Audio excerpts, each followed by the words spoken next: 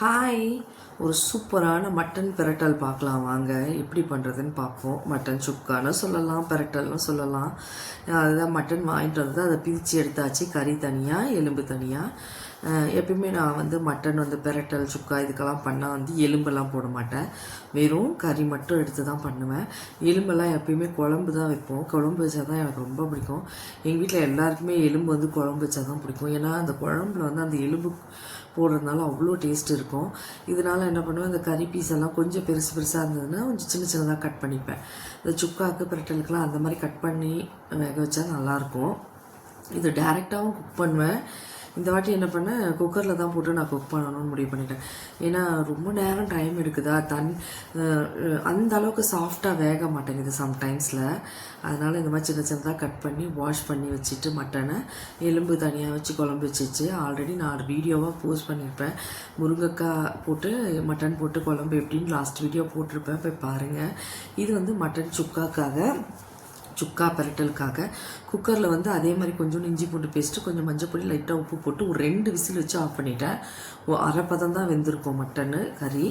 அது போதும்னு சொல்லிவிட்டு ஆயில் போட்டுட்டு நம்ம பட்டை லவங்கம் கரம் மசாலாலாம் இருக்கு இல்லையா, சோம்பு இதெல்லாம் நல்லா போட்டு பொரியட்டும்னு சொல்லிவிட்டு பொடியாக நறுக்கின வெங்காயம் நல்லா பொடியாக நறுக்கிக்கோங்க. ஒரே ஒரு வெங்காயம் தான் எடுத்தேன், அதை நல்லா பொடியாக நறுக்கிக்கிட்டேன். அது போதும், ஏன்னா நம்ம வந்து அந்த பிரட்டல் மாதிரி தான் பண்ண போகிறோம். அதனால் அது நல்லா கூட கருவேப்பிலையும் போட்டுட்டு நல்லா ஃப்ரை பண்ணுங்கள்.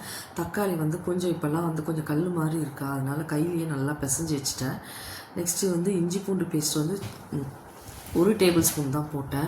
ஏன்னா நம்ம சுக்கா பிரட்டல்லாம் வந்து ரொம்ப கம்மியாக தான் பண்ணுவோம். ரொம்ப அதிகமான குவான்டிட்டிலாம் மட்டன் வாங்குறது கிடையாது. வாங்குறதே ஒரு 1/2 கிலோ 3/4 கிலோ தான். அதுலேயே 2-3 வகை பண்ணிட்டு சாப்பிட வேண்டியது தான். ஏன்னா ரொம்ப அதிகமாகவும் சாப்பிடக்கூடாது, ஹெல்த்துக்கும் வந்து கொலஸ்ட்ரால் அது மாதிரி ப்ராப்ளம் வருன்றதுக்காக மந்த்லி ஒன்ஸ் அந்த மாதிரி தான் எப்பயாவது எடுப்போம். இந்த மாதிரி நல்லா ஃப்ரை பண்ணுங்கள். வெங்காயமும் இஞ்சி பூண்டு பேஸ்ட்டும் நல்லா ஃப்ரை ஆனோடனே தக்காளி நல்லா பிசைஞ்சு வச்சுருந்தேன். ஒரே ஒரு தக்காளி தான். நிறைய பேர் தக்காளி போடாமையும் பண்ணுவாங்க, பட் தக்காளி போடுவேன் நான். லெமன் பிழிஞ்சிப்பாங்க. லெமன் பிழிஞ்சி பண்ணுறதுல எனக்கு அவ்வளோ இன்ட்ரெஸ்ட் கிடையாது. தக்காளியை போட்டுட்டு இந்த மாதிரி நல்லா வதக்கிடுவேன். நல்லா அது வதங்கணும். கொஞ்ச நேரம் நல்லா வதக்குங்க. வதங்கினதுக்கப்புறமா நம்ம வந்து அதில் ஆட் பண்ண வேண்டிய மசாலாஸ், என்ன மசாலாஸ் போட போகிறோம், ஒன்றும் இல்லை, மஞ்சள் பொடி, நம்ம வீட்டில் அரைச்சி குழம்பு மிளகாய் பொடி இருக்கு இல்லையா, அது ஒரு 1.5 டேபிள் ஸ்பூன் போட்டுக்கிட்டேன். ஏன்னா 2 போட்டோம்னா மிளகு வேற போடுவேன், அதுக்காக போட்டுட்டு நல்லா ஃப்ரை பண்ணேன். ரொம்ப காரம் வேண்டான்ட்டு உப்பு போட்டுட்டு அந்த தொக்கை வந்து நல்லா ஃப்ரை பண்ணுங்கள். அந்த எண்ணெய் பிரிஞ்சு வந்துடணும். நம்ம போட்டிருக்கிற மசாலாவில் எண்ணெய் பிரிஞ்சு நல்லா வெளில வந்துடணும். கூட தேவைப்படுறவங்க கடைசியாக இறக்க சொல்ல கரம் மசாலா பவுடர் ரொம்ப காட்டாக சாப்பிடுவீங்கன்னா போட்டுக்கோங்க. எங்கள் வீட்டில் ரொம்ப அந்த கரம் மசாலாவை ரொம்ப காட்டாக அதிகமாகலாம் சாப்பிட மாட்டோம், ஒரு அளவுக்கு தான். அதனால் ஹோல் ஸ்பைசஸாக தான் நான் மோஸ்ட்லி போடுவேன், எடுத்து வச்சிடணுன்றதுக்காக. இந்த மாதிரி நல்லா எண்ணெய் பிரிஞ்சு வந்ததுக்கப்புறம் நம்ம குக்கரில் வேக வச்சு 2 விசில் விட்டு வச்சுருக்கிற மட்டன் கறி இருக்கு இல்லையா, அதை அப்படியே தண்ணியோடு ஊற்றிக்கோங்க. தண்ணியெல்லாம் எங்கேயும் மாற்றிடாதீங்க, டேஸ்ட்டு கண்டிப்பாக குறைஞ்சிரும். அதுக்காக தான் இது அரை குக்கு தான் வெந்திருக்கு, அரைவாசி தான் வெந்திருக்கு. இன்னும் வேகணும்னா இந்த தண்ணியில் இந்த மசாலாவோட சேர்ந்து வெந்ததுன்னா அந்த உப்பு காரம்லாம் ஏறி சூப்பராக இருக்கும் சாப்பிட்றதுக்கு. இது நல்லா அப்படியே சுண்டி வரணும். இதுவே கொஞ்சம் கொஞ்சமாக அப்படியே சுண்டி வந்துடும். இது எதுக்காக இப்படி பண்ணேன்னா, டேரெக்டாக மட்டன் போட்டு கூட பண்ணுவேன் நான். ரொம்ப நேரம் டைம் எடுக்குது, அதுக்காக தான் சரி ஒரு மாதிரி ரப்பரியாகவே இருக்க மாதிரி ஒரு தோணுது. அதனால் 2 விசில் வச்சு எடுத்துக்கலான்னு எடுத்துட்டேன். எவ்வளோ சுண்டிச்சு பாருங்கள். இன்னும் நல்லா சுண்டணும்.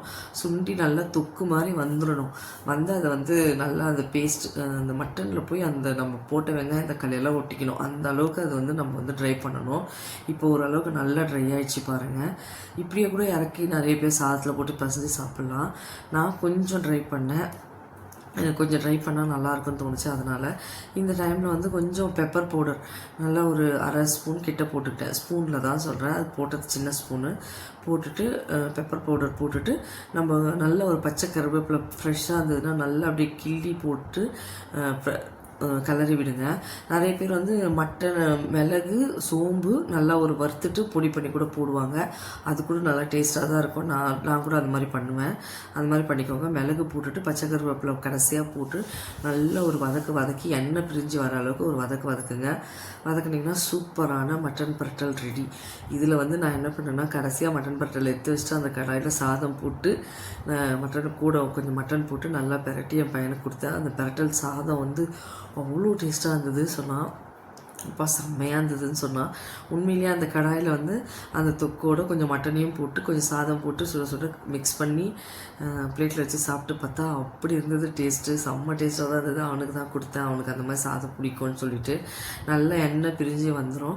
இந்த கருவேப்பிலை லாஸ்ட்டாக நம்ம எதுக்கு போகிறோன்னா அந்த கருவேப்பிலையோட அந்த வாசம் வந்து அந்த மட்டனில் அவ்வளோ அழகாக என்ஹான்ஸ் பண்ணி அவ்வளோ ஃப்ளேவராக இருக்கும் சாப்பிட்றதுக்கு.